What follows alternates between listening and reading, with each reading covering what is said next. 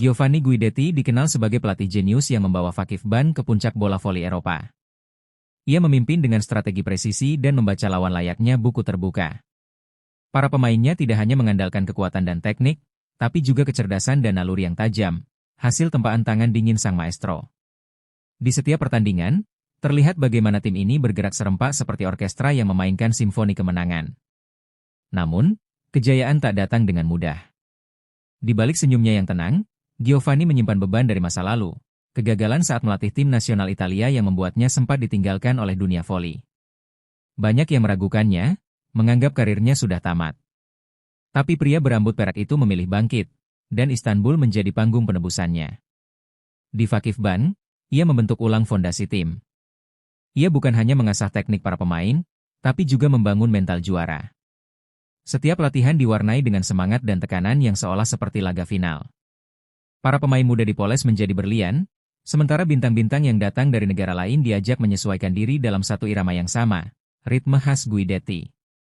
Ketika Fakif Ban mulai menaklukkan turnamen demi turnamen, banyak yang mulai menyadari bahwa ini bukan sekadar tim biasa.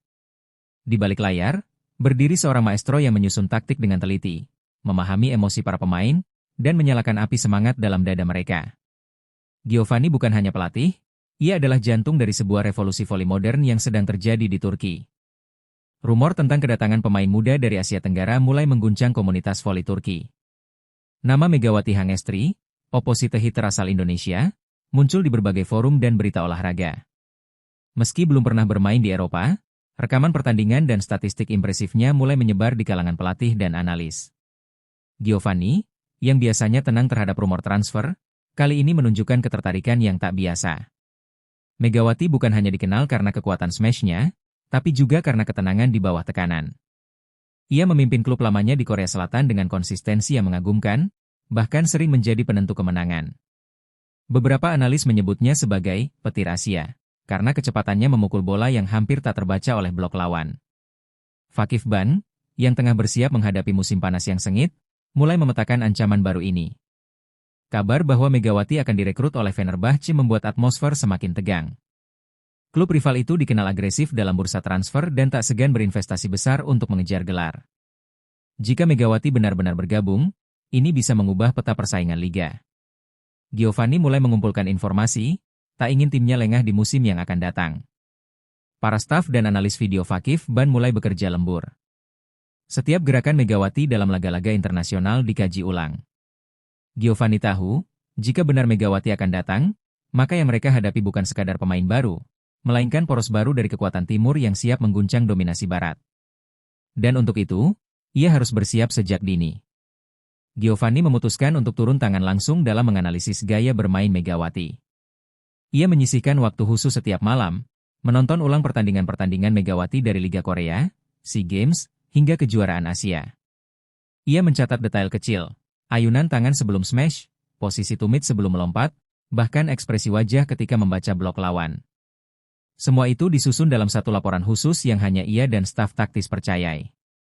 Ia menyadari bahwa Megawati adalah tipe pemain yang tak hanya mengandalkan tenaga, tapi juga membaca ruang. Smash-nya sering menipu, seolah keras ke garis belakang, namun berubah menjadi drop shot ke area kosong. Giovanni pun menyusun formasi khusus, mengatur blok bertingkat, dan menginstruksikan libero untuk mulai melatih intuisi dalam membaca pergerakan bahu lawan.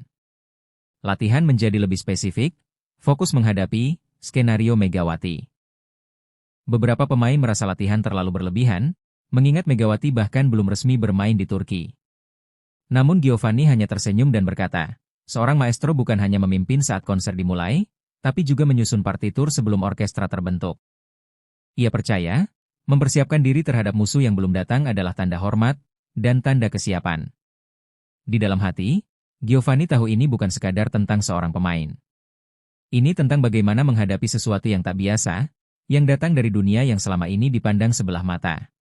Dan bila benar Megawati datang, Fakif Ban akan menjadi tembok pertama yang akan menguji seberapa besar badai dari timur itu. Megawati akhirnya resmi bergabung dengan Fenerbahce. Kedatangannya disambut hangat, namun juga dibumbui skeptisisme dari media lokal. Publik Turki tak begitu akrab dengan prestasi Asia Tenggara di panggung voli Eropa, dan beberapa pengamat menyebut ini sebagai transfer eksperimental. Namun pelatih Fenerbahce, Marcelo Duarte, punya keyakinan penuh. Ia melihat Megawati sebagai kekuatan murni yang belum dimaksimalkan. Marcelo menolak menjadikan Megawati sebagai pelengkap. Sejak awal latihan, ia menempatkan Megawati sebagai inti dari skema baru Fenerbahce. Ia memberikan kebebasan untuk eksplorasi gerakan, tanpa membatasi dengan pola-pola kaku ala Eropa. Kita bukan mendikte, kita menyalakan api, kata Marcelo saat konferensi pers pertamanya bersama Megawati. Megawati sendiri merespons dengan tenang. Ia tahu tekanan besar menantinya, tapi tekanan bukan hal asing baginya. Ia pernah jadi satu-satunya andalan Indonesia di panggung internasional, dan sekarang, ia hanya perlu menjadi dirinya sendiri, seorang petarung dengan senyuman kalem dan pukulan mematikan.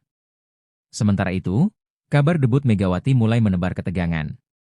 Tiket pertandingan antara Fenerbahce dan Vakif Ban mulai diburu habis-habisan. Dua filosofi, dua kutub kekuatan, dan dua pelatih besar kini akan bertemu di medan yang sama, dan semua mata tertuju pada sang petir Asia yang baru mendarat. Latihan pertama Megawati menjadi pembuktian. Smash-nya memantul keras di dinding-dinding aula latihan Fenerbahce, membuat rekan-rekannya yang lebih senior menoleh kagum. Ia tidak hanya kuat, tapi juga cerdas. Marcelo bahkan memberi dia julukan kilatan taktis, karena perpaduan kecepatan dan kecerdasan yang jarang ditemukan dalam satu tubuh pemain muda. Megawati tidak membuang waktu untuk beradaptasi. Ia mulai mempelajari bahasa Turki, bukan hanya untuk komunikasi, tapi untuk membaur dengan kultur. Ia tahu bahwa menjadi bagian dari tim berarti lebih dari sekadar bermain di lapangan. Ia ikut makan bersama rekan-rekan, mendengarkan cerita pelatih lokal, bahkan menyimak lagu-lagu Turki di sela latihan. Marcelo memberi dia kepercayaan penuh dalam dua uji coba pertama. Di kedua laga itu, Megawati mencetak angka tertinggi, dengan efisiensi pukulan yang membuat analis mulai melirik ulang prediksi mereka. Tiba-tiba, suara-suara skeptis berubah menjadi bisikan kekaguman. Gadis Asia itu berbeda, ujar salah satu komentator senior di televisi olahraga nasional. Sementara itu, Giovanni memperhatikan dari jauh. Ia tidak berkomentar di media, tapi dalam latihan Vakif Ban, intensitasnya meningkat. Ia tahu, pertandingan pertama melawan Fenerbahce nanti bukan hanya sekadar laga biasa. Ini akan menjadi pertarungan filosofi, dan Megawati menjadi pusatnya. Menjelang pertandingan besar, dua pendekatan pelatihan beradu arah. Giovanni memperketat skema pertahanannya, membagi latihan menjadi simulasi berlapis-lapis. Ia membuat tim cadangan menirukan pola-pola permainan Fenerbahce, terutama serangan Megawati. Blok latihan disusun berganti, libero diminta berpindah lebih cepat dari biasanya. Semua dihitung, disusun, dan dieksekusi seperti catur tiga dimensi. Di sisi lain, Marcelo memilih pendekatan yang lebih bebas. Ia memberikan Megawati ruang untuk bermain sesuai naluri. Ia tidak membatasi gerakannya dengan terlalu banyak taktik. Ia tahu, kekuatan Megawati terletak pada insting yang sulit dipetakan, dan justru itu yang menjadi keunggulannya. Ia hanya memberi beberapa arahan ringan, sisanya ia serahkan pada intuisi sang bintang muda. Wartawan mulai menulis tentang dua kutub ini, Giovanni, sang ahli strategi yang mengontrol tiap inci permainan, dan Marcelo, sang peniup angin yang mempercayai kebebasan sebagai kekuatan.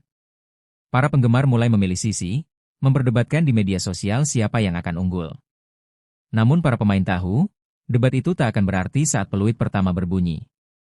Kedua pelatih tidak saling menyapa selama sesi resmi sebelum laga. Bukan karena permusuhan, melainkan karena fokus yang begitu dalam. Di ruangnya masing-masing, mereka mempersiapkan pertarungan bukan hanya demi menang, tapi untuk membuktikan bahwa cara mereka adalah yang paling benar. Dan di tengah itu semua, Megawati menjadi pusat gravitasi yang membuat semua hal berubah arah.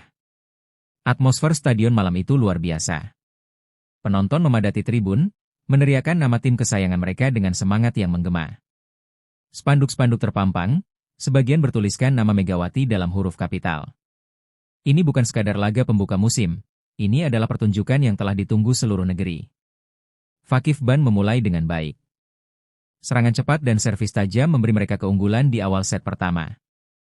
Giovanni duduk dengan tenang, tapi matanya terus mengikuti pergerakan Megawati. Hingga akhirnya, datang momen yang ditunggu, umpan lambung dari setter Fenerbahce, dan Megawati melompat tinggi dengan ayunan penuh keyakinan. Smash itu terdengar seperti ledakan. Bola menghantam lantai dengan keras, melewati blok ganda Vakif Ban, dan membuat Giovanni menoleh dengan ekspresi serius untuk pertama kalinya malam itu. Penonton bersorak. Marcelo berdiri dan mengepalkan tangan. 1 poin, tapi rasanya seperti pernyataan. Pertandingan belum selesai, tapi satu hal sudah jelas, laga ini bukan lagi tentang siapa yang lebih unggul secara teknis. Ini tentang bagaimana dua filosofi, dua dunia, dan dua generasi saling menguji, dengan Megawati berdiri sebagai simbol perubahan yang tak bisa dihindari. Set pertama berakhir dengan keunggulan tipis Fakif Ban. Giovanni tampak masih percaya diri, sementara Marcelo meminta Megawati bermain lebih cair di set kedua. Awalnya, Megawati dijaga ketat oleh dua blok tinggi yang terus membayanginya. Namun setelah beberapa rotasi, ia mulai melihat pola, celah kecil di sisi kiri blok, gerakan lambat dari middle blocker Fakif Ban, dan kebiasaan libero mereka menebak arah lebih awal. Megawati mulai menyesuaikan pukulannya. Ia menciptakan variasi, kadang tipelan ke ruang kosong, kadang diagonal tajam yang tak terjangkau. Giovanni menyadari bahwa pola serang Megawati mulai liar dan tidak bisa dipetakan lagi. Setiap gerakan Megawati seperti jawaban langsung atas sistem yang selama ini dibanggakannya. Fenerbahce pun bangkit. Skor perlahan berbalik, membuat tekanan berbalik ke tim Giovanni. Penonton mulai bersorak setiap kali Megawati mencetak angka. Bahkan komentator lokal yang semula skeptis mulai memuji kepiawaian pemain asal Indonesia ini. Set kedua mendekati akhir dan Megawati menjadi pusat permainan. Marcelo memberinya kebebasan penuh, dan Megawati menjawabnya dengan performa tak terbendung. Ketika pukulan terakhirnya menyentuh lantai di zona 2, set pun dimenangkan. Semua orang tahu, ini bukan kebetulan, Megawati telah menemukan kuncinya. Pertahanan Fakif Ban yang dikenal kokoh, dijuluki blok besi Istanbul, mulai menunjukkan celah. Smash demi smash Megawati menghantam tepat di sela koordinasi mereka, membuat Giovanni mulai terlihat gelisah. Ia berdiri lebih sering dari biasanya, berteriak instruksi yang bahkan tak sempat ditangkap oleh para pemainnya. Megawati tampak semakin percaya diri. Setiap serangan darinya menjadi beban mental bagi lawan. Pemain Fakif Ban yang biasanya tenang, mulai tampak ragu untuk melompat blok. Mereka mulai mundur sepersekian detik lebih lambat, dan itulah yang Megawati manfaatkan dengan presisi. Set kedua akhirnya resmi menjadi milik Fenerbahce. Suasana tribun pecah. Kamera televisi berkali-kali menyorot ekspresi Giovanni, wajah seorang maestro yang untuk pertama kalinya tak mampu mengendalikan panggung. Marcelo hanya berdiri santai, seolah tahu bahwa badai yang ia bawa tengah mengoyak fondasi yang kokoh. Dia bukan hanya memukul bola, ujar komentator. Dia menghantam sistem. Giovanni terdiam. Di benaknya, simulasi-simulasi yang ia rancang selama berminggu-minggu terasa sia-sia. Ia menghadapi sesuatu yang tak bisa dipecahkan dengan perhitungan, seorang pemain yang bermain dengan hati dan insting murni. Giovanni sadar ia tak bisa melawan badai dengan cara lama. Ia pun mulai mengambil langkah ekstrim. Ia mencoba formasi double setter, berharap bisa memecah fokus lawan. Ia bahkan menerapkan sistem blok bayangan, di mana satu pemain bergerak seolah akan blok, lalu mundur untuk menyergap tipelan Megawati. Namun kompleksitas itu justru membingungkan para pemain Fakif Ban sendiri. Mereka mulai kehilangan sinkronisasi. Beberapa kali terjadi tabrakan saat cover bola. Komunikasi antar pemain menurun drastis, dan ritme permainan mereka mengendur. Fenerbahce membaca itu dengan cepat dan meningkatkan tekanan. Megawati tetap menjadi motor serangan. Namun kali ini, pemain lain pun mulai bersinar. Karena perhatian terlalu terfokus pada Megawati, celah terbuka untuk outside hitter mereka mencetak angka. Marcelo tersenyum. Permainannya bukan lagi satu dimensi, tapi mulai berkembang menjadi orkestrasi penuh. Set ketiga pun diam-diam dirampas oleh Fenerbahce. Giovanni memijat pelipisnya. Ia tahu waktunya hampir habis. Tapi lebih dari itu, ia merasa terperangkap dalam irama yang tidak ia ciptakan. Dan itu adalah mimpi buruk bagi seorang maestro. Kini Megawati bukan lagi sekadar eksekutor. Ia mulai memainkan peran sebagai pengatur tempo permainan. Ia memperlambat ritme ketika dibutuhkan, mempercepat saat momentum berpihak. Ia memberi sinyal diam-diam kepada setter, memberi kode ke libero, bahkan membantu mengatur formasi blok saat bertahan. Marcelo mempercayakan kepemimpinan lapangan padanya. Bermainlah seperti kau sedang menari, katanya sebelum set keempat dimulai. Dan Megawati pun melakukannya. Ia menari di atas tekanan, mengajak semua orang mengikuti langkahnya. Setiap gerakannya menulari rekan setim, memacu semangat, menumbuhkan keyakinan. Fakif Ban mulai tertekan oleh ritme ini. Giovanni mencoba time out, berteriak keras di sela jeda, tapi pemainnya sudah kehilangan arah. Bola demi bola terus jatuh di tempat-tempat yang biasanya mereka kuasai. Tak ada lagi kontrol, hanya usaha bertahan. Saat Megawati mencetak Aceh lewat servis tajam yang menyentuh garis, stadion seperti meledak. Ia tak berteriak, hanya mengepalkan tangan dan menatap Giovanni. Sorot matanya berkata jelas, irama ini milikku sekarang. Fakif Ban berhasil merebut set keempat dengan susah payah, memaksa laga menuju set kelima. Kedua pelatih kembali menyusun siasat. Giovanni kali ini mencoba sesuatu yang lebih sederhana, memasukkan pemain tinggi dari bangku cadangan untuk memperkuat blok. Ia tahu, satu sentuhan bisa mengubah segalanya di set penentuan. Marcelo merespons cepat. Ia mengubah pola serangan Megawati dari sisi kanan ke tengah, bahkan beberapa kali dari posisi belakang. Ia memutar zonasi dengan cepat, menghindari blok raksasa yang disiapkan Giovanni. Permainan menjadi semakin menegangkan, dengan rally panjang yang menguras tenaga dan emosi. Skor berjalan seimbang. Setiap poin terasa seperti penentu takdir. Megawati terlihat semakin tajam, namun Giovanni mulai mengembalikan ketenangan pada timnya. Ia tak lagi banyak berteriak, hanya memberikan gestur sederhana. Kedua tim kini berada di batas maksimal kemampuan mereka. Ketegangan mencapai puncaknya saat skor menyentuh 13-13. Penonton berdiri, tribun bergema. Megawati berjalan pelan ke posisi servis. Bola di tangannya, dunia terasa menahan napas. Dan hanya satu smash lagi yang akan menentukan segalanya. Setelah servis pendek, terjadi rally cepat. Setter Fenerbahce mengirim bola tinggi ke belakang. Semua orang mengira bola akan diarahkan ke outside hitter. Tapi tidak, bola melayang ke Megawati yang menunggu di belakang garis 3 meter. Ia melompat tinggi, lebih tinggi dari biasanya. Blok Fakif Ban terbentuk, 3 pemain sekaligus melompat. Tapi Megawati tak gentar. Ia menghantam bola dengan kekuatan dan sudut yang mustahil ditebak. Bola menembus blok, menukik keras ke dalam, tepat di sisi kanan zona Fakif Ban. Gabi, Kapten Fakif Ban, mencoba menahan, namun terjatuh. Skor menjadi 14-13. Penonton menjerit. Giovanni berdiri kaku, matanya terpaku pada jejak bola di lantai. Megawati menarik napas panjang, tahu satu lagi akan menentukan sejarah. Bola kembali diservis. Kali ini, rally hanya sebentar. Umpan cepat diberikan kembali padanya, dan ia menyelesaikannya dengan pukulan mematikan. 15-13. Game over. Stadion meledak dalam gemuruh. Para pemain Fenerbahce berlari ke arah Megawati yang terjatuh berlutut. Malam itu, dunia voli menyaksikan sesuatu yang lebih dari sekadar kemenangan, sebuah transformasi. Giovanni melangkah pelan ke arah lapangan. Wajahnya penuh kelelahan, tapi juga ada senyum kecil yang tak bisa ia sembunyikan. Ia menatap Megawati yang masih dikerumuni timnya, lalu menunggu sampai kerumunan mereda. Ketika mata mereka bertemu, Giovanni mengangguk. "You are not just strong," katanya sambil menjabat tangan Megawati, "you are unstoppable." Kata-kata itu menggema, disaksikan banyak kamera, dan langsung menjadi kutipan yang viral di dunia olahraga. Itu bukan hanya pujian biasa, tapi penghormatan dari seorang pelatih legendaris kepada lawan yang telah menaklukkannya. Marcelo menghampiri, dan mereka bertiga berdiri bersama di tengah lapangan. Dunia menyaksikan bagaimana kompetisi sejati selalu melahirkan rasa hormat. Tak ada dendam, hanya pengakuan terhadap kehebatan.